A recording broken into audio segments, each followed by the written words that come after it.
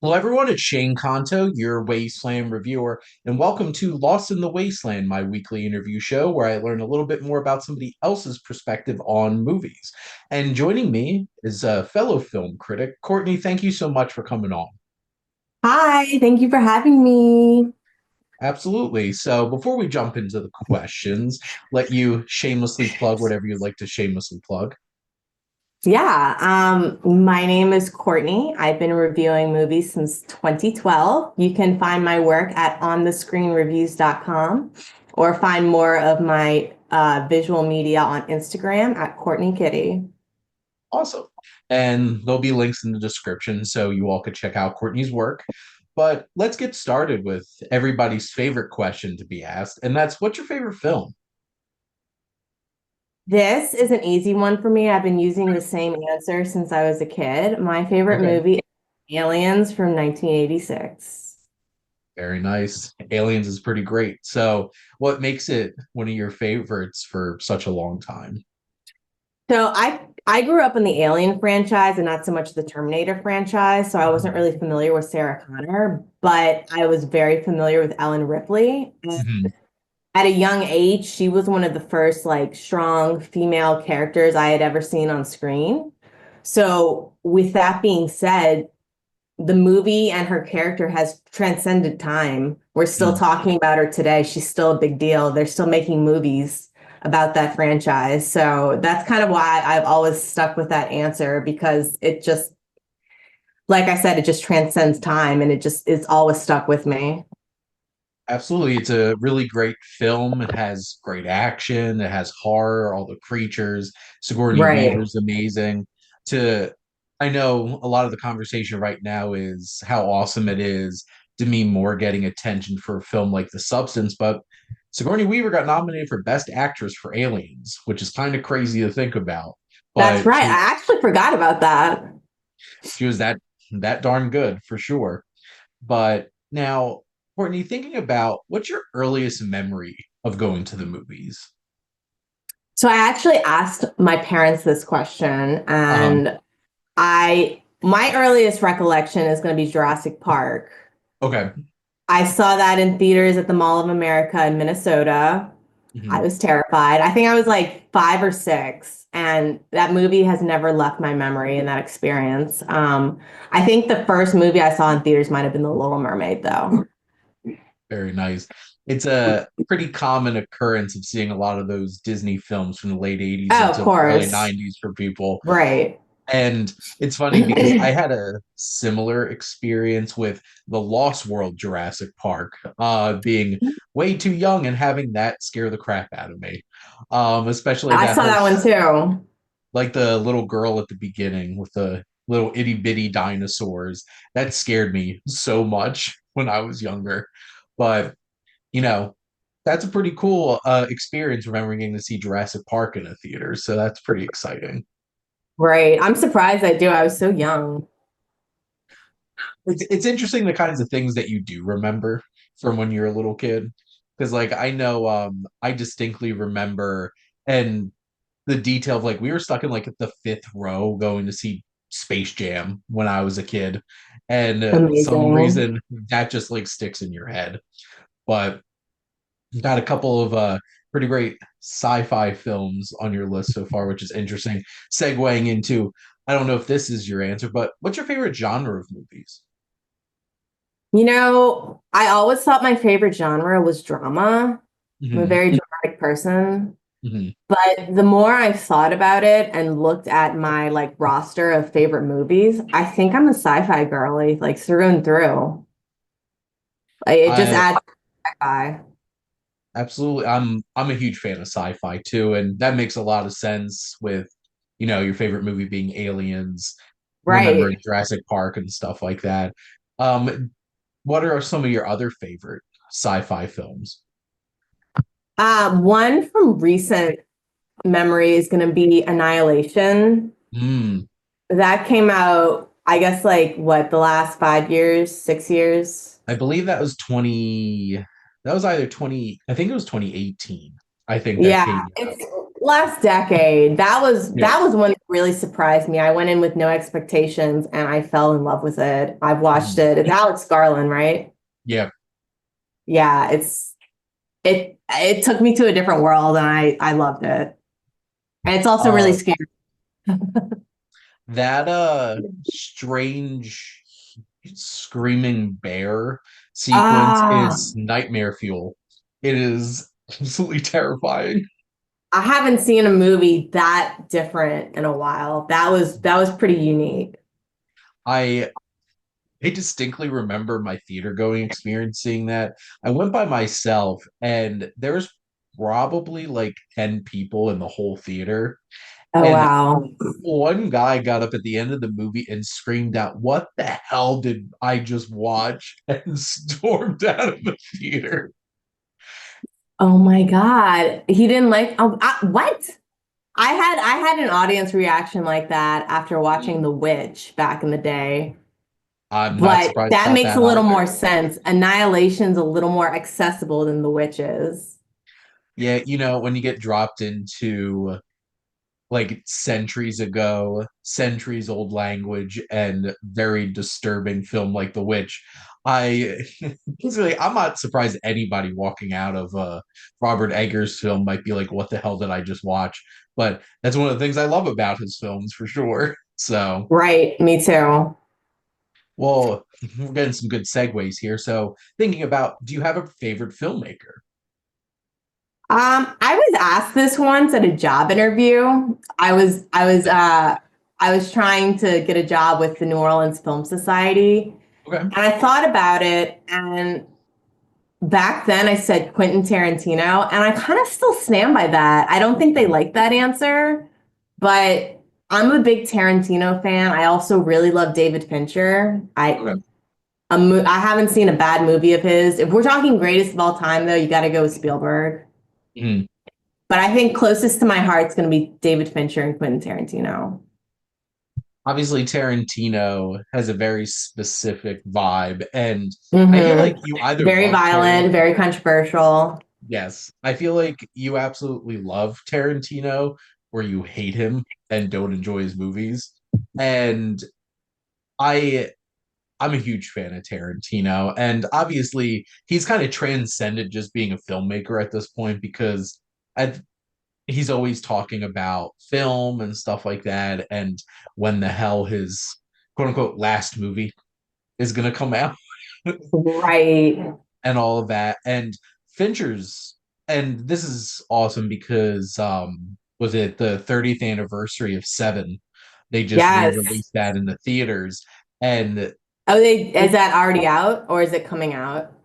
I think they released it the first week of January in Oh, IMAX. wow. That would be What? cool to see. Yep. Which there's something haunting about the kinds of films that Fincher makes. I distinctly remember going to a PetSmart after watching Gone Girl with my Mm. now wife. This was Oh, a very wow. not a great film to watch with your significant other either. No, I'm Um, pretty sure I watched that by myself. yeah, but like his films make you feel like some kind of like dirty and just Right. uncomfortable, but it's so effective. And then, of course, Spielberg's an all-time great and has made some of the most beloved films ever. So it's hard to go wrong with Steven Spielberg Right. for sure. Now, thinking in front of the camera, who are some of your favorite actors or actresses? So, since I was a little girl, I've always loved Kirsten Dunst. Okay. Since Interview with the Vampire, Mhm. and she actually came into my local dive bar, I want to say a year or two ago. And when I tell you this place is a hole, there might be like 7 or 8 seats, and it's like the size of a tin can. And I missed her. And she forgot to pay her tab and she fell into the Uber, I heard. Oh my. So I mean, I guess maybe I shouldn't say that, but that's what I've heard. And I'm devastated that I missed her. But I would say Kirsten Dunst, her resume, actually her movie Melancholia actually inspired me to start writing in 2012. I was just so moved by it. Yeah. Actor, that's tough. I've always been more of a girl's girl. Obviously, I love people like Ryan Gosling, Mhm. Leo DiCaprio. You can't go wrong. These are some of the people I've kind of just grown up with too. Yeah. So I would say that bunch, the people I Mhm. grew up with more so than like someone from the past, like an older generation actor. I I spent a lot of time watching Kirsten Dunst movies because of Spider-Man. And it's really cool seeing her kind of have a bit of a resurgence of her career with something like Civil War that came out in Right. 2024. Because I feel like she kind of like disappeared a bit. She From did. She had from kids. Yeah. yeah. And it's hard to go wrong with somebody like Ryan Gosling, who's just very charming and fun to watch in a movie. Like The Fall Guy's like endlessly entertaining, just watching him just be Ryan Gosling, which is a lot of fun for sure. It's just great to see how far they both have come. Hmm. Well, and Kirsten Dunst, especially because like Interview with the Vampire, that's such a powerful performance for a child actor to be saddled with. That's a really hard role for a That is a child to hard role. really embody, and she did fantastic with it. And obviously she's had a very fruitful career of a lot of different kinds of roles as well. And in terms of kind of shifting gears away from some of those favorite questions, but what's a film that you feel like you could just watch like every day? Okay, so I actually had to ask my fiance this question because I was kind of stumped. I was like, what would I choose? And he was like, you would choose The Lost Boys. And I was like, absolutely. I could Very watch that. nice. I'm an 80s child. I would Mhm. watch The Lost Boys yesterday, today, and tomorrow easily. There you go. I My brother is a huge like 80s fan and just everything 80s. And I was doing one of my episodes of my talk show, and it was like your top 10 favorite songs, and one of them was from the Lost Boys soundtrack, and I'm like, of course it was. Amazing. Best. I had that soundtrack on CD. I listened to it Mhm. till the end of time. Yeah, it's like the 80s, especially in their movies with their music, had a very specific vibe with everything. And the Lost Boys is Definitely. just like taking vampire stories and just completely flipping them upside down and giving a very like 80s like punk kid kind of vibe to it, which is a lot of Right. fun. It was So, awesome. and Kiefer Sutherland as a young person was just born to play a vampire, I guess. So there you go. I love him. I was such a huge Corey Feldman and Corey Yep. Haim fan, the two Mhm. Coreys. So I tried watching like all their movies back then, and The Lost Boys still to this day is my absolute favorites. It's so much fun, and it definitely is a fresh vibe on vampire films, which they've been around for over 100 years. You have to find new ways to Hmm. shake them up and make them interesting for sure. Now, Courtney, what's a film that you love and it connects to another interest of yours? Okay. I was really thinking about this one. So one of my biggest passions has always been writing. Okay, So I was thinking about movies that incorporate writing to some degree, and I think my answer is going to be Almost Famous. nice. Um, I could see myself in that character at that age, especially just being Mhm. young and easily influenced. I've never been surrounded by a rock band before while writing, but I definitely could relate to that character a lot with like how far will you go to get the best Mhm. story? Well, and I remember watching that film for the first time in college and just being blown away by how authentic and like you could feel the passion obviously Cameron Crowe had in it, since it was a very personal experience for him channeling Hmm. his work as like a young writer and stuff like that. And the Right. cast is incredible, from top to bottom. Obviously Kate Hudson really selling that role, and I've always been a fan of Billy Crudup. um and He's great. Jason Lee's just a fun time, basically in Right. anything. Kind of makes me sad that his career kind of just turned into Chipmunks movies. But still have That's all the Kevin true. Smith ones like that. That's true. And even having like Frances McDormand and his mom, or like Philip Seymour Hoffman popping up in it, it's just Oh such yeah, a that cast as a whole is just tremendous. yeah, absolutely. And you can definitely feel like, especially in that vein of like you write about other art, and that just captures that kind of feeling and like that challenge of like you really love something, but like do you how objective can you be, especially like in that kind of situation. I can't imagine. It's like you're literally following this band around, and then how are you supposed to like be objective or write a Right. piece about them? And Billy Crudup is a golden god, so He is there a you golden go. god. Don't do drugs. Don't do drugs, and don't jump off the top of a building, of a house, into a pool. I need to watch And that movie again. It's amazing. I feel like that's definitely a film that like I could go back to quite a bit because it's just such a fun experience. And also I'm a big fan of music from that era too, and just being Yeah. engulfed in that kind of experience. Now, who's a movie character that you feel like you connect with on a personal level? So I did a lot of thinking about this question too. And I may not connect with this character 100%, Hmm. but I saw a lot of myself in him when I saw the movie. It's going to be Bradley Cooper from Silver Linings Playbook. Okay. I was diagnosed with bipolar disorder. I don't have he has bipolar one, I have bipolar two. But Mhm. watching him go through the stages of diagnosis and understanding yourself pre and post diagnosis, I mean, and just watching him like handle mania or not handle Mhm. mania well really struck a chord with me. And I really thought he was the MVP of that movie over Jennifer Lawrence, but Mhm. she's the one who inevitably won the Oscar. So what do I know? What- which one? I appreciate you sharing and being open about that. And it's definitely really impactful when you see a film and see a character in it representing something that you experience and having those kinds of experiences.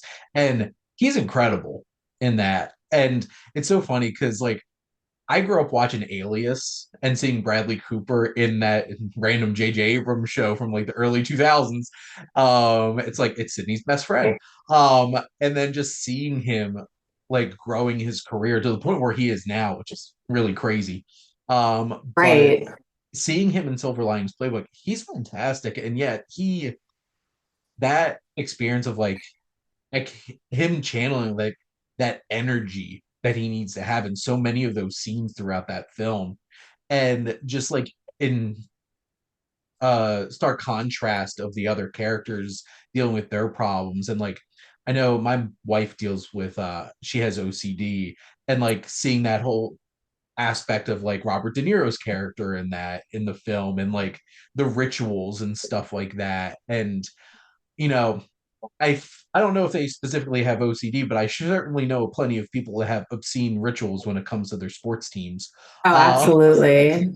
which also that film hits a specific chord for me growing up in South Jersey in the heart of Eagles country. Um, Ah, because people love the Eagles here. right. But no, it's pretty powerful being able to feel that kind of connection. Yeah, I thought Bradley Cooper was amazing in Silver Linings Playbook. And that was the first time I had ever seen bipolar disorder portrayed on screen. Mhm. Usually when it comes to mental illness, they dabble in like depression or Yeah. like schizophrenia a lot, or what else? I mean, you get the point. Bipolar disorder, Yeah. they people don't know how to touch it because people don't fully understand it. Mm. Um, but I thought the way he conveyed it and portrayed it was just incredible. And the scene with Robert De Niro, when Robert De Niro is breaking down, saying like, "I want to do everything I can to get you on your feet," that Mm. really hit home. Yeah. It's a powerful film, and what's interesting because I just rewatched The Fighter last night, so I Oh, was just I haven't thinking seen that in about forever. It's so just good. thinking just thinking about David O. Russell. He had such a very specific moment for a streak of three films between The Fighter, Silver Linings Playbook, and American Hustle.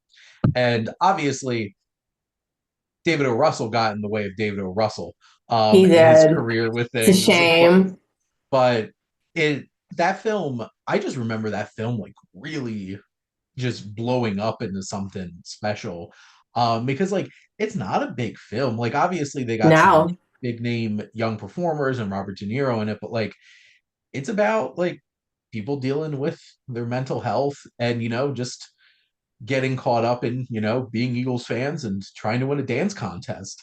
And it seems And like they such a strange concept, but well, they handle it so gracefully. Like the movie isn't about mental illness. The movie is about, it's not just about mental illness. It's yeah. about having to live under circumstances like that and dealing with your family and meeting someone romantically and Mhm. how do you start over? I mean, it touched everything that I could relate to back when I saw it. I guess that was 2014 and it's been my favorite since. It's a really great film and definitely one that I enjoy going back to for sure. Now, Courtney, what's a film that you love that you feel like would surprise people? Oh, geez. I had to ask Chase, my fiance, this question too, because I wasn't sure. And the answer is going to be Practical Magic. Okay. I literally just watched that for the first time, I think last year. Because like I had never really heard of it, but I think somebody gave me as you can see, I own a lot of movies. Somebody was getting rid of a bunch of movies and they're like, "Do you want any?" And I'm like, "Sure, I've never seen this before." So, and obviously, because it has what Sandra Bullock and Nicole Kidman in it, right? Right. But what do you love about it? It's a guilty, I labeled it as a guilty pleasure movie. I grew Mhm. up with it. It's had like a renaissance in the past like 5 to 10 years where people are like just now discovering it or rediscovering it. And it's just been with me since it came out. And it's just got such an incredible cast. Like you said, Sandra Bullock, Nicole Kidman, Stockard Channing, Evan Rachel Wood is in it for like a brief moment. But I don't know. It's just, I like, I guess I like the supernatural and they tie that together very well in a modern sense. So, and I just love it. Hey, and here's the thing. You love what you love, and That's movies right. are Doesn't mean subjective. it's good. Doesn't mean it's good, but I love it. I was just having this conversation because I love the 90s Mortal Kombat movie. Is it a dumb, stupid movie? 100%. I've But never seen it. I'm afraid to recommend that to an adult, to be honest.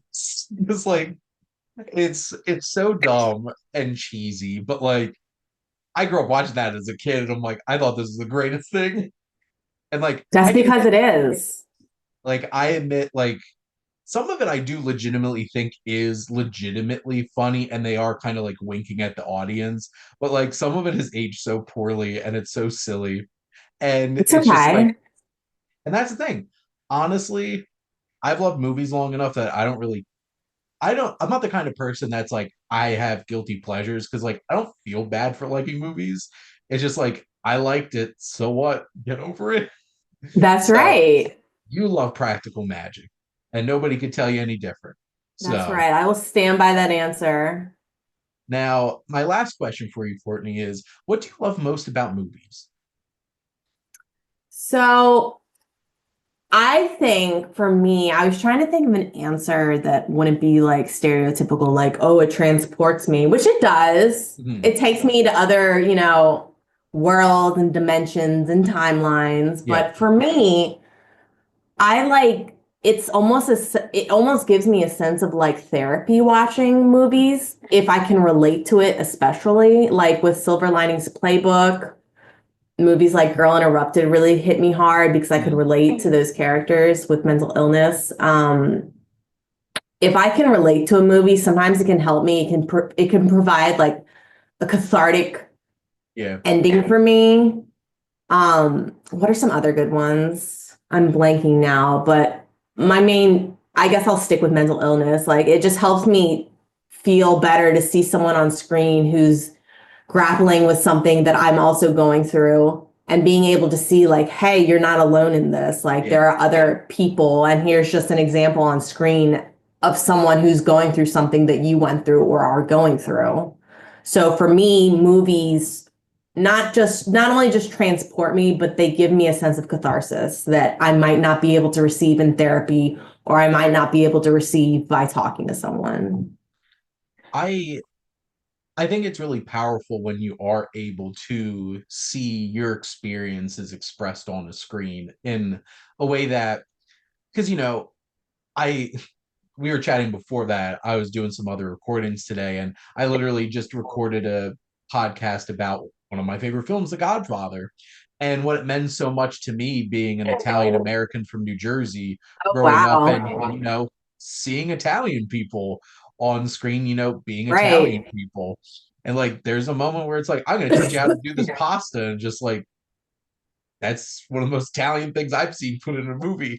And also me being upset about Jersey Shore, and it's it's like defamation of Italian Americans. But like certain films, like there's a small film this was I think 2023 or 22, somewhere in Queens. Ray Romano directed a film, and it was about just like an Italian American family. And I was sitting watching this, I'm like, wow, this really hits in a whole different other kind of love because it's like Right. I experienced this. And I always have to preface this because I have not experienced all the things that this character has experienced. So I don't want people to get freaked out. But like, I love Perks of Being a Wallflower It's because another good one. I was that kind of kid. Oh, Like, I love that movie. all through high school, like, I barely had friends, I barely talked to people. And like, it took me until college to have some of those experiences of finding a group of people that kind of brought you in and allowed you to kind of spread your wings and Right. stuff like that. But I was a reader. I was a kid that would like sit at home reading or watching movies and Right. doing that. And there's just something about Harley that really connected with. And there's like being able to see it, feel it, hear it, and all those things in a film is something special for sure. I agree 100%. Well, that was my last question, but how I always like to wrap up my show is by having my guests ask me a question. It sounded like you had one already. So, I what do. would you like to ask the Wasteland Reviewer?